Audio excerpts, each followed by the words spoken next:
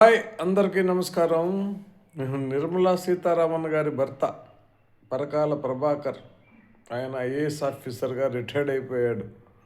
ఏదో పిచ్చి పిచ్చిగా పుస్తకాలు, ఇప్పుడు నేనున్నాను, నా అనుభవంలో పుస్తకం రాస్తాను, అది వేరే వాళ్ళకి పిచ్చి అనిపించవచ్చు. నా అనుభవం పుస్తకం రాస్తే మీరు నమ్ముతారా? నమ్మరు కదా. ఇప్పుడు ఆయన ఆయన అనుభవం పుస్తకంలో రాసేసి వాళ్ళ మిస్సెస్కు చూపించమను, వాళ్ళ మిస్సెస్ని మరి దించేయమను, కూటమి ప్రభుత్వాన్ని దించేయమని వాళ్ళ ఆవిడ గారికి చెప్పి ఇది కూటమి దించేయమని ఏం మాట్లాడుతాడో అతనికే తెలియదు. ఇప్పుడు రిటైర్డ్ అయిపోయినాక అంతకుముందు సంతకాలు పెట్టేదన్నీ ఉండదు కదా, పిచ్చి పీసుకెళ్ళిపోతాయి. ఇప్పుడు అనుభవాలను పంచుకోవచ్చు, కానీ ఎప్పుడో ఇప్పుడు జరిగేదాన్ని ఇప్పుడు నిన్న గెలిచారు, నిన్న బ్యాలెట్ పేపర్లతో గెలిచారు కదా, కాంగ్రెస్ గెలిచింది కదా, ఇప్పుడు దానికి ఏమంటాడు? ఇంతకంటే దరిద్రం లేదు. 151 సీట్లు వచ్చినప్పుడు అలా మాట్లాడా? అడిగి మనసేనా, బుద్ధి ఉందా? ఇప్పుడు మామూలుగా 80-90 సీట్లు వచ్చేది, 90 సీట్లు 100 సీట్లు వచ్చేది, 151 సీట్ వచ్చింది. అప్పుడు మాట్లాడా? ఆ 151 సీట్లు వచ్చినప్పుడు చండాలంగా పరిపాలించబట్టి 164 సీట్లు వచ్చినాయి. ఆ పరిపాలన పరమ చండాలంగా ఉంది కాబట్టి వచ్చినాయి.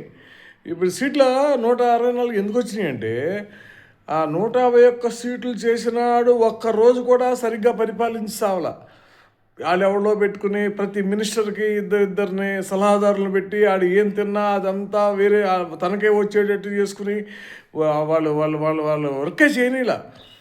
అసలు గ్రామ స్వరాజ్యమే లేదు, గ్రామంలో ఉన్న డబ్బులు కూడా తీసేసుకున్నాడు. అందుకోసం వచ్చారు. అది ఆ మాట చెప్పరు, ఏదో జరిగిపోయిందని చెబుతారు.